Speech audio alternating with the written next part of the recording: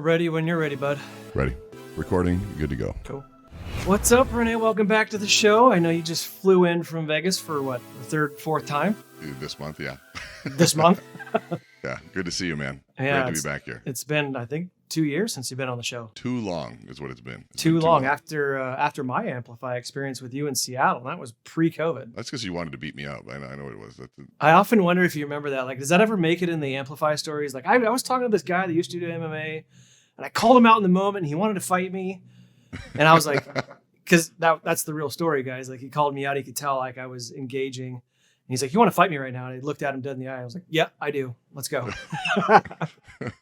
I don't think it made the book, but I do remember that story vividly. Yeah, that's awesome. No, that was fun. You were amazing. But you know what? Conversely, man, the next day, I think you could tell I was having a hard time. You also grabbed me. I don't know if you remember, but you prayed with me too. And that meant the world, like, kind of like reset me so that's why you are who you are, man. You met me when I was ready to fight, and you knew when I was ready to hear a prayer. So I appreciate it. Yeah. I in all joking aside, I didn't look at it as you wanting to fight. I looked at it as I crawled under your skin and triggered something that was real for you. And, you being sort of and very similar to me, it takes one to know one. When something like that happens, our response is a defensive one. But your courage to do that I think is what says so much about who you are. Well, and you know what? I learned so much in that experience, and then continuing to, our relationship over time, and you've exploded over the last 2 years. You wrote the book. So I continue to learn from every day. But for anybody that's going to take an Amplify experience, it takes both sides. Like, Rene's an amazing leader and instructor, but I also had to stay in that moment and stay true to what he was calling me out on to let him go there. Yeah. And I could have been like, no, dude, this is great. This is amazing. And it just would have been all BS. And, Rene wouldn't have been able to work with me. So that's just my encouragement. Like, go in, be open, be raw, and watch what you see happens. It's been amazing to watch. And, we have an Amplify family. I'm a part of it, and they share their experiences with me too. And the people that lean into it and really open up, they have the coolest experience. I can't imagine all the stories, man.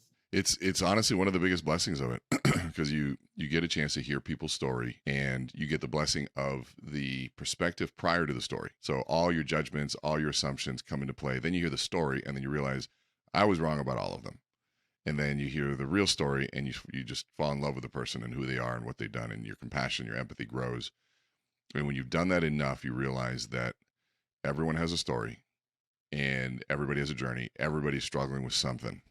And we're all really similar. Dude, it's been amazing. I told you this day one, like even before you really took off. Like, it's been amazing to see just your work explode, like, your influence explode. Obviously, you amplified your influence. The book's exploding. Last I checked, I think you said you're like up to number 2 or something.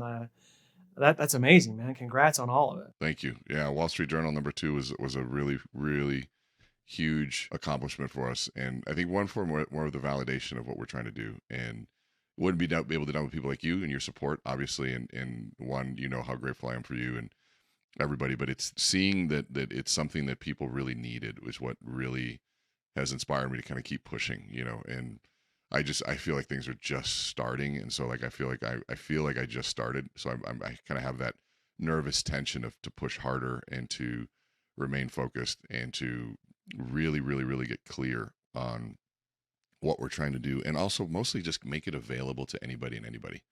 That's what's kind of been driving me. And we'll put a link down below for everybody to go buy the book. I have a question that I'll plant the seed now. It's not going to be my first question, so you can kind of subconsciously work on it while we're having the real conversation. Sure. But I'm curious, like, outside looking in, if you don't know Rene, you might go, well, damn, he's an overnight success. And that's not true, is it, Rene? Like, you've been at this for a long time. You obviously exploded the last 2 years, but if you don't know him, you don't know his story, you might go, where'd this guy come from? So the question that I kind of want to wrap with, and don't answer right now, is like remembering back to all that hard work that nobody saw, keeping that in mind and keeping the payoff of the last 2 years in mind. Would really love for you to talk about like the biggest lessons through that. So we'll wrap with that. But I do want to like make it applicable, the book, your teaching, everything, all your traveling, all your speaking, to what, this is 12th year of content. We've one guiding principle. We're going to talk about the most relevant topic every single week, week in, week out. So I got to stay true. Rene, apply the book, apply everything that you teach, to realtors and lenders in this market that is pretty crazy. There's a lot of people that are on the sidelines kind of going, oh my goodness, what am I going to do? Their volumes are shrinking, their margins are shrinking, they're feeling uneasy. But give us some leadership through that. I know you can. This is why we pulled you on. This is perfect timing for what we're going through. Speak into that to us right now, because you got your finger on the pulse more than anybody right now. You just came back from another industry event. So, what would you tell us if we're a realtor or lender watching going, hey, I want to leverage, Rene's teachings to help me navigate 2022 better than my peers? This is such a critical time for leadership. And I want to put some meat on the bone of what I mean by that. Because the frustrating conversation for me around leadership is, what does it mean? How do I do it? What's my next step to be a better leader? Not much is talked about how.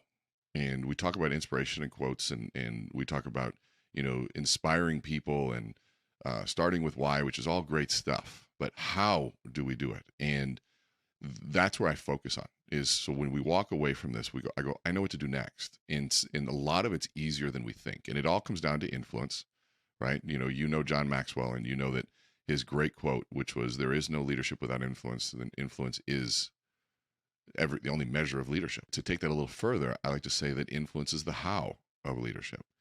And so they go, okay, so what does that mean in today's market? Because this is critical. And so to do that, we got to break down a concept that I call the narrative gap. The concept of narrative gap, its perspective is everything, right? I know I got a friend of mine that has sex 2 to 3 times a week, exercises 2 times a day, reads 2 books a week, and yet he still constantly complains about being in jail. And so, perspective. Yeah. Right? Yeah. And so you think about that piece in terms of the narrative that's created around those first 3 bullets. Sex twice a week, exercises twice a day, reads 2 times a week. It was like, wow, that's the dream life. Followed by that last piece that solidifies that narrative, and always still complains about being in prison. And it's just like this, wait, hold on a second. And to feel that shift of perspective of the reality now, because perspective gives us reality. And that's what we really need to talk about is, what is reality right now? Is it a good market or a bad market? And who determines that? And who influences that? And that's what we call the narrative gap. And so to understand the narrative gap, you have to understand the brain. And one of the biggest things that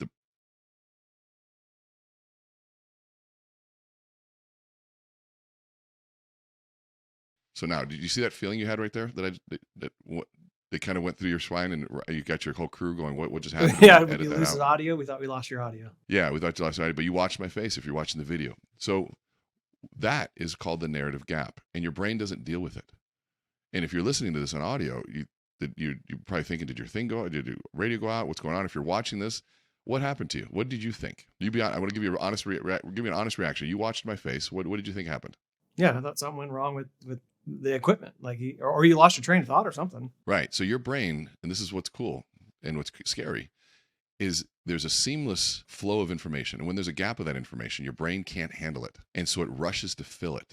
And it fills it with anything it can just to fill it. And the question then is what does it fill it with?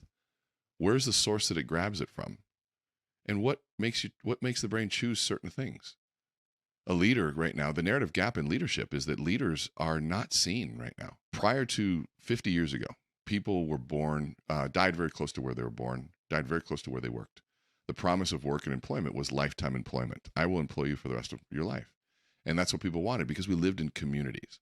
If I worked for you, Ryan, we went to the same barber when I had hair. We went to the same grocery store. You probably coached my kids in baseball and basketball or sports. And we went to the same church. We lived in a community. Then we started advancing in technology.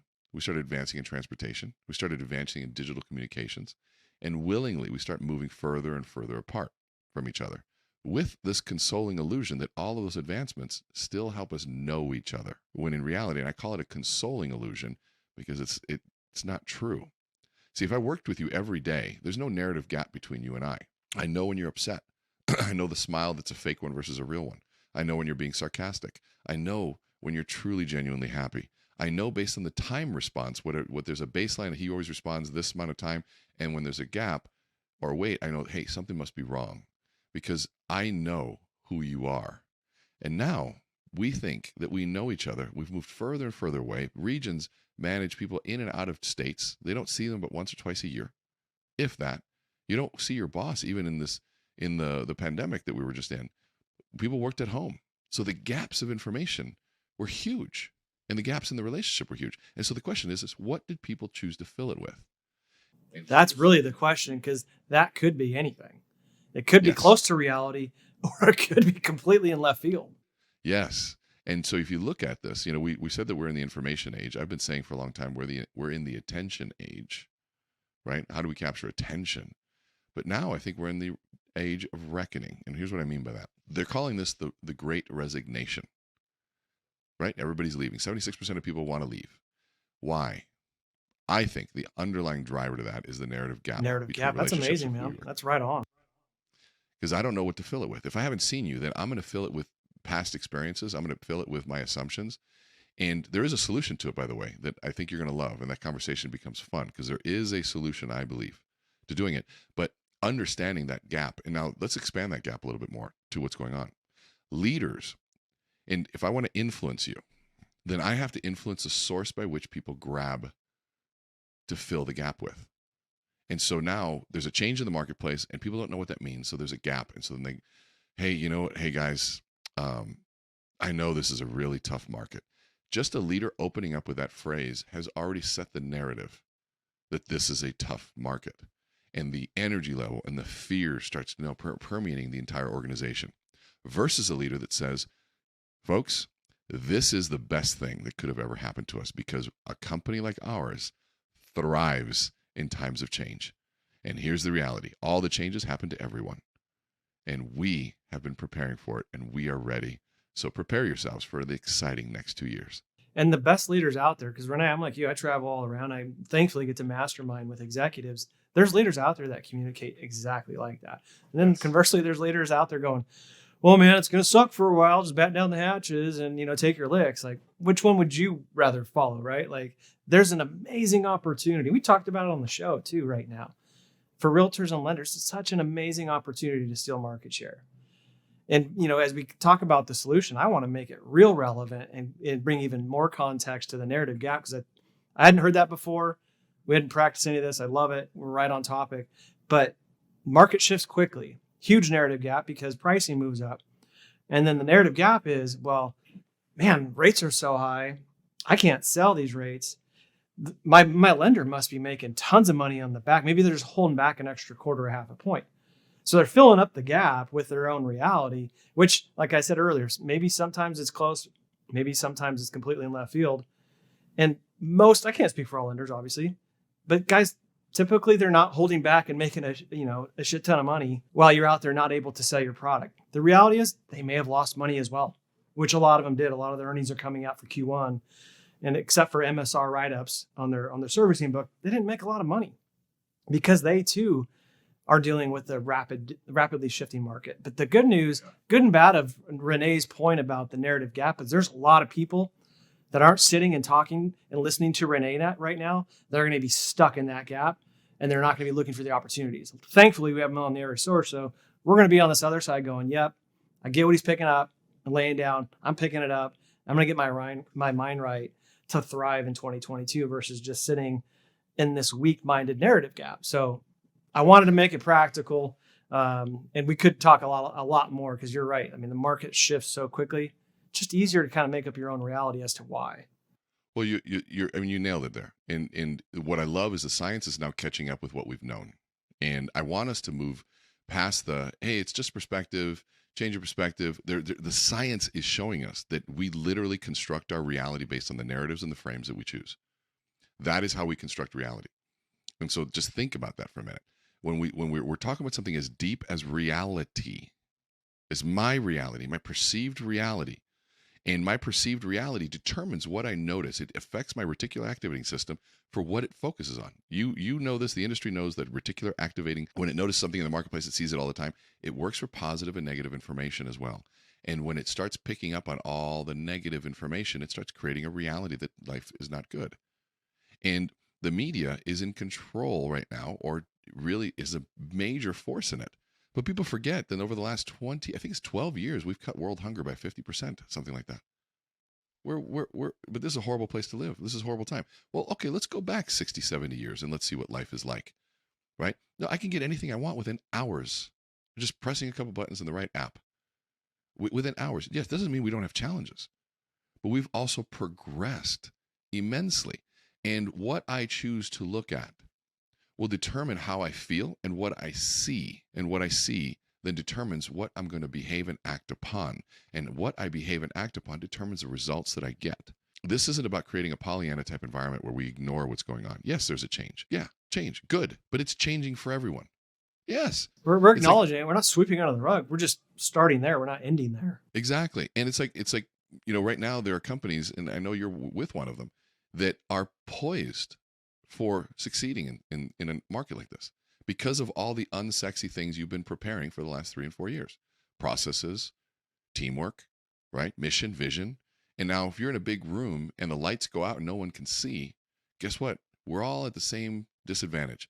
But what if a team was ready for the possibility the lights go out, so they had a tethered rope between them? And you know what? They just give a little tug, and that team, amongst all the other people they can't see, had a different way of communicating, and they could all do that. That's what your processes and operations do right now. And that's what all of the things that everyone's like, we don't want to do. That's what having a good loan file looks like. Good real referral partners that have great communication. Those are the things that rise to the surface in times like this. Who you're tethered to in the dark matters. Yes. Right? Yes. That absolutely matters. I like that better. What you just said is better than what I just said, you son of a gun. No, man, I'm just picking up what you're laying down, but it really does. And to your point, do you even have a tether? Did you even think through, these lights may shut off. We should probably have a tether, and then we should tether together so that we all have a guiding principle of where we're going. Yes. And we can see, we can move throughout. And I'm just going to say it again. Who are you tethered to in the darkness? That is going to determine what's going on, because the lights are going to change. And when you're ready for it, you look at that and go, perfect. Perfect. I'm not night vision panicking. Goggles. I'm not panicking. I know where I'm going. We've already talked about it. I know.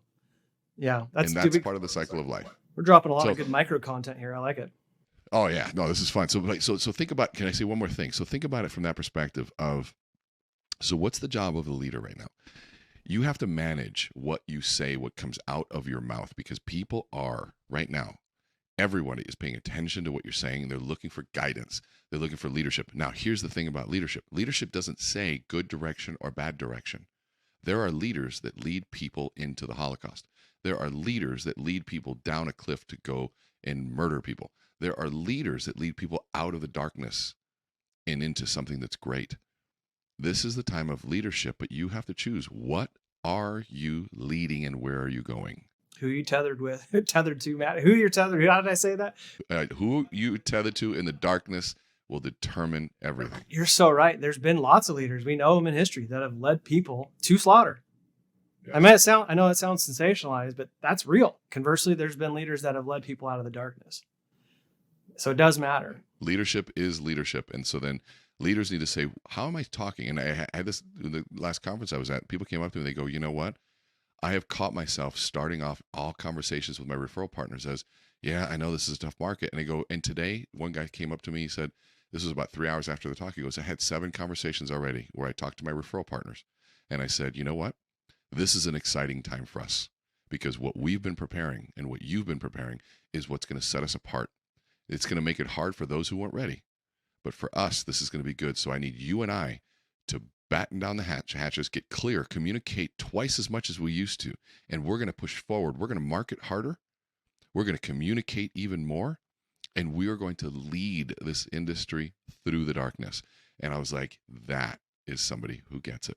And it's not just spin, like you said earlier. Guys, this isn't just spin and saying things nice and Pollyanna. There is a science to it. And it is. There's no BS. There is absolutely opportunity. Guess what? We're professionally out of shape. I've said it on the show a few times. 2020, 2021 made us fat and happy because we're eating Cheetos. We were force-fed Cheetos, which are also AKA for loans, for 2 years. That made us professionally out of shape. And guess what? When you're out of shape, a lot of people don't want to do the hard work in 2022. So when you say there's opportunity, there's massive opportunity. Why? Because not a lot of people want to work hard. Trust me, I'll put a link to Dana White said it with a couple more F words just recently, talking about not just mortgage and real estate, about how these kids don't want to work hard. And that's good news for anybody that actually doesn't mind working 40, 50, 60, 70 hours a week. That's what I'm talking about. I'm going to put it in the chat log below. I hope you're not offended because there's a ton of F-bombs, but it's amazing. Oh, I love it. And this is you said it right. And I say it facetiously. It's like, good for everybody in the industry that got made a ton of money over the last couple of years. Good for you. Now let's come back to working hard for a while and working differently and appreciate the whole cycle. You got to appreciate all of it. And that's a choice. It's a choice to say, you know what, great, that was awesome, versus like, oh, this is going to suck. All of those create narratives. And I have one example that happened with a buddy of mine that both of us know. He had to unfortunately cancel an event 3 days prior to our event. And I started messing with him because he's also a very dear friend, one of the best leaders I know in the industry, Dave Galegas. And Dave is an amazing. If he's listening, we Yeah. both agree that he's an amazing leader and is a good friend. He is the solution to the industry challenges. I think it's that type of leadership, just like you. He is the one of those that you just don't see. One of those that cares enough to hold people accountable and sets a clear expectations and boundaries. But so he had to unfortunately cancel, and so we were talking about this narrative gap, and he goes, "Give me an example." And I said, "Okay, all right." So he goes, "What do you mean narratives create reality?" I said, "Okay." So somebody asked me after we get off of our phone call, how did the call go? And I'll give you two answers to that, two narratives. And the first one was, "Hey, how'd the call go?" I said, "You know what? I can't believe how selfish some of my clients are. Canceled 3 days prior to the event. He knows I can't refill the event, so I'm out $30,000.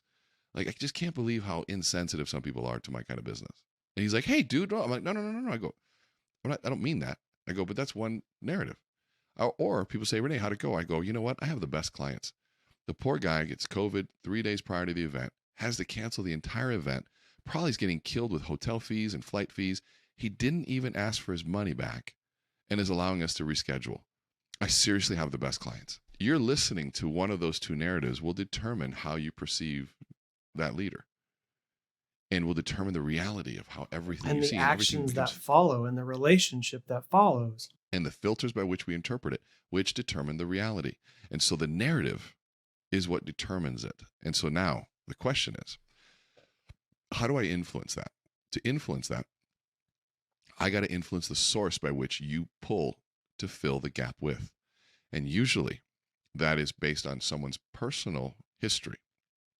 Well, leaders typically do this. Men, oh, they do this. Well, women always do this. Or people of this certain race do this.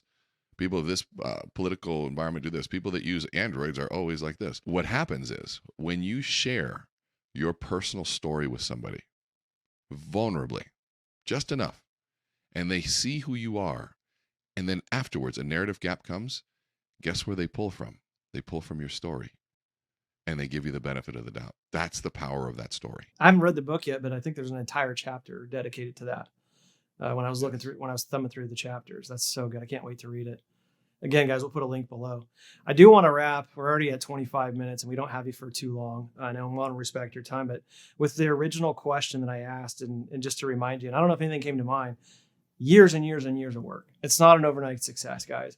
I'm so happy that it's all landed and it exploded for him. And I do believe it's just the beginning for Rene.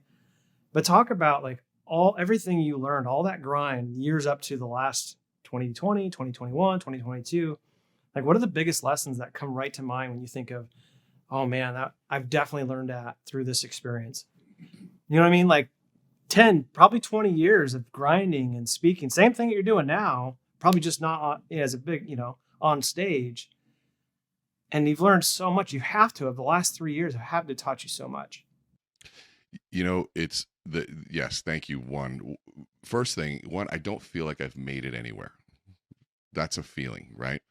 But I do, and am so grateful for everything that has happened. I do recognize the difference, the different sort of next levels that are being achieved, and new sort of realities and new things, which I do that on purpose to really kind of ground myself into gratitude, right? But I think the biggest thing that I've learned, and I had this conversation with my son, and I reminded him, I said, "Do you remember how many times throughout this career, can I use the S word? Okay. Do you remember how long I had to eat shit?" I told them, and I said, doing the things, staying up late, and I still stay up late, but doing all of the things that where we had a hard time, where we struggled financially, where everything, and how many times I was offered other jobs that paid really well, but I didn't love them, and I just declined them. And this is for 27 years I've been doing this now. And so now he goes, yeah. I said, what I learned is you have to love the journey. You have to love the process, because even when you're eating shit, not making money, and you're happy, but you're happy doing what you do and it feels right, if you stay in the game, at some point things will shift, and then you can actually start having some success while doing something you love. Not all of us are fortunate enough to find what we love that actually makes money right away, or those things. It brings other problems right now. Like, it's great, we get new clients, everything, but we have a business model that's wrapped around my time, which is another level of complexity, right? Travel, family, everything. But when you can figure out, and you have to fall in love with the journey. You have to love every aspect of it. You have to love when things don't work well, and you have to love the fact that you're staying up late, but you're reading and doing things that affect people, and you have to believe in something.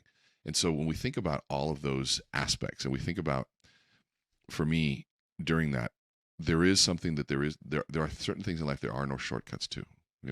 Like, one, I've been doing this work for a long time, but the big shift that happened was we actually started to brand it, which, by the way, is the solution that we're talking about for leaders. So I can kind of wrap it up in two. One is the realization that branding is critical, putting some effort into what your branding is. And people think branding is about vanity. Branding is about making customers' decisions easier, creating safety with the customer, saying, I know what I'm getting. Imagine walking into a McDonald's, and you walk in, you're like, yeah, I'd like a Big Mac. They're like, well, actually, we only do lasagna and blankets here. And you'd be like, what? And so there's a promise of expectation of similarity. And how many times do you walk into, let's say, a Costco, you walk into one in another city, and they've reversed it, and you're like, oh, this is so frustrating. I'm used to going on the right side and left to right, and even those minor changes hurt brand, because it's the same brand promise. But for us, we did so many different things, from change management to selling to conflict resolution. I'd mediate legal discussions and lawsuits, and we just said, you know what, it's influence, the neuroscience of influence. We got focused on it. We put the branding and everything behind it, and all of a sudden people then could grasp what it was that I was doing. And at that point, it started making sense. Now, that doesn't mean I don't do the other things, but the brand was very focused on, what word do I want to own? Neuro, influence. Those words I wanted to own in the marketplace. And that was a 4-year journey. Also, why, another mutual friend we talked on the show, Denise, master right, of influence and branding. Yep. Own the word nerd. What an amazing, you know what I mean? Like, that's a great example of that. And she embodies it too. She's perfect for that. So the answer to this, and I'll leave it with this: the solution to filling the narrative gap for leaders is something that you know very, very well, and it comes down to personal branding. But we have to innovate on personal branding, and I need us to redefine what it means. For as long as I can remember, personal branding was always around the sales and marketing function. Now, personal branding is about leadership and communication. Leadership and communication. And when you think about that, what does that mean? Well, we all need to employ all of the tools of all the best branding experts to start communicating to a marketplace what we believe as leaders. Brian Covey, dear friend, amazing guy. I know you know him as well. When I first met him, it was 2 years after we had connected, and I was like, yeah, man, it's just great seeing you again. He goes, Rene, this is our first time meeting. I'm like, what? And we spent a half an hour trying to figure out if it was our first time. And it was like, it dawned on me. I'm like, that's the narrative gap. Because if I do it right and I fill it, and I use personal branding, not for selling, he's not selling anything. He's telling the world what he believes and who he is. And so to the point where I meet him, I was like, I feel like I know you already. And I was talking about this with Alec Hansen, and on stage and at AmCon. And he's like, yeah, this is our first time meeting. I looked at him on stage. I'm like, no, we've met before. He goes, Rene, this is our first time. I'm like, oh my God, here we go again. Somebody that I feel like I know. And think of this. And here's the thing. When it comes to personal branding, if you immediately run to social media, you're not listening. Social media is one component of this. But the people that do this well, you as well, you do this so well, dude. Like, it's been 2 years, and I feel like we talk all the time. Because one, you text message, you phone call, you create video, right? And you have newsletters, you have blogs. Not only that, you do it well. And on top of that, all the social media channels also do that. But you show up at events. You write. all of the channels, right? 7 times, 7 different ways is what they used to say. I got to see your message 7 times in 7 different ways. Then it starts to click. But what if you use that to tell the world what you believe? And then when somebody that you don't have a lot of contact with, but does follow you, gets a phone call from that recruiter, and they say, hey, come over here. And they say, you know what? No, you know what? It's me and Ryan. We're kind of in this together. I believe what he believes. I love leaders like that. And even though I haven't seen him, I don't even remember if I haven't or hadn't seen him because it feels like I have. That's the beauty. So and the example you gave was retention. Another mutual friend, Bill Hart, conversely would call it gravitational pull recruiting instead of, hey, we're trying to connect with good people in the blah, blah, blah market. And, Ryan Hills would love to reach out to you, or Rene or Bill. Oh yeah, I feel like I know that guy. So that's what Bill Hart would talk about, gravitational pull marketing. Bill is great at it. I mean, think about it. When you know Bill, you know what he believes. You without a doubt, you know what he believes. You know he's Coach Hart, right? You know what he's going to talk to you about. I mean, he's got such a strong leadership brand. He wrote the book, right? It's not even about social media. He did so many other things. He speaks at events. He wears the boots, right? His faith is on his shoulder. They're in his videos. He's been doing this for forever, and that's what I'm talking about. When you meet Bill, it's like you feel like you know him already. Well, man, I've already taken too much of your time. RC's showing me the clock. I've gone over. I appreciate it. I know you got family to get to, guys. Go get the book if you haven't got it.